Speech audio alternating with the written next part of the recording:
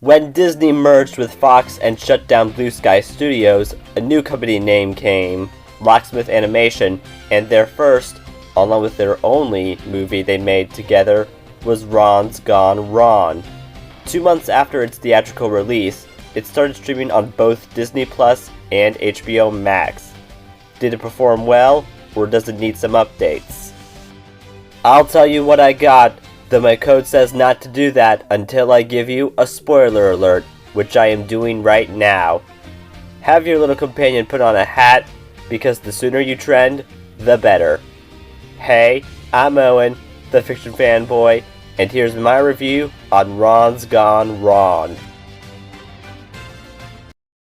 This film is set in a future where CEO Mark Weedle has invented the Bee-Bot, a robotic companion all about helping people make friends. After the creation was unveiled, we're taken to Nonsuch and follow 12-year-old Barney, the only kid not to get his hands on the latest invention or have anyone to hang out with. Making matters sadder is that it was his birthday and was hesitant about inviting anyone, even his childhood buddies. When he got home, the shocking discovery of his lackluster companionship skills were revealed to his father and grandma. Plus, he wanted his own Bee-Bot. Especially considering a prank was pulled on him, the Guardians do their best to get one in the night, and they pick up the package that was cracked. Barney couldn't believe his eyes upon waking up the next morning, yet once he opened his late present, he realized the Bee-Bot wasn't quite computing properly. What this meant was Barney chose to take it back for repairs, although Rich and his gang became an obstacle. The defect fought back like crazy, causing a police call being necessary, leading to a trip to the bubble store. Not wanting to see his new pal die, he saves it from the crusher and calls it Ron, a nickname for his model number. Mark was amazed by Ron and Barney's doings, but the same can't be said for Andrew Morris, who sees the malfunctioned Bee-Bot as a threat. Meanwhile, Barney teaches Ron how to be a good friend. Along the way, Barney bumped into popular chick Savannah. He asked her to keep Ron a secret, and noticing he doesn't have many pals, she went against his wishes, alerting Bubble in the process. It was another school day, and Ron had been going around in public, searching for people to be friends with Barney. You probably won't believe this, but things went horribly, as the group people Ron found were totally not a fit for Barney. However, that's just the beginning of the chaos, as Barney was called to the principal's office, and Rich had access to Ron, initiating a chain reaction of disabling all the safety settings on the other Bee-Bots, even going as far as many of them combining together to form one massive machine. Bubble's attention was caught, and they solved the problem by releasing a patch to every Bee-Bot except Ron. Along with Savannah being humiliated worldwide, Barney ends up being suspended from school and tells Ron to go away, only to see Bubble investigating his home and know how much Ron was trying to help him. He wanted to reunite with his imperfect pal so badly, and he got to, seeing as Ron was all taped up in the case that he came from. The two snuck out and ran away to live out a new life. Savannah was still sad about going from fame to shame, and Barney told her to seriously not tell anyone about him hiding in the woods.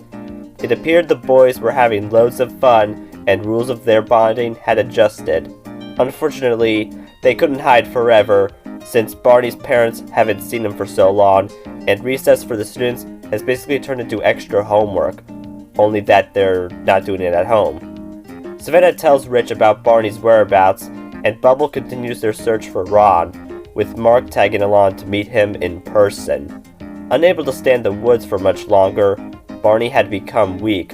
Thus, Ron had carried him to the school, and the boy woke up in the hospital with the new Bee-Bot, sadly. Claiming Ron was a great friend just the way he is, Barney wanted Mark to get Ron back. Alas, Andrew took over Bubble and locked Mark out, meaning a full rescue operation was in order. As shocking as this was once Barney made it to the database, he learned that everyone was lonely like him. To brighten everyone's lives, he suggested that all Bee-Bots should have Ron's behavior. Notwithstanding the idea being a good one, this meant Ron wouldn't be around anymore, and Barney had to say farewell. Mark took back his place as CEO, Barney had human friends now, and there's a small indicator showing that Ron's still alive. I must say, this flick is pretty sweet for one made by a company that came out of nowhere. The animation doesn't quite meet Pixar levels of amazing, but it's close. It doesn't have the overused "technology is bad" message. I sympathize with the two leads. There are some laughs as well as intense action. The music is delightful and fits the theme. The voice acting is delivered, and the credits are fun, especially at the beginning. See them for yourself. The only problems I had are that there are other movies about youth and robots that are more recommendable, and there are a few instances that aren't suitable for children, believing that was a target demographic. Ron's Gone Ron has done many things right with very few incorrect things, so I will be giving it 4.25 out of 5 stars. Personally, it wouldn't matter if there will or won't be a sequel to this movie, as it served as a little reminder that electronics aren't necessarily friends, though they're resourceful for finding some. Everyone needs them, no matter what. Want the fiction to spread? Then please like, subscribe, share, and turn on notifications. Don't forget to also comment below and follow me on Instagram for teasers and thumbnail previews of future YouTube videos.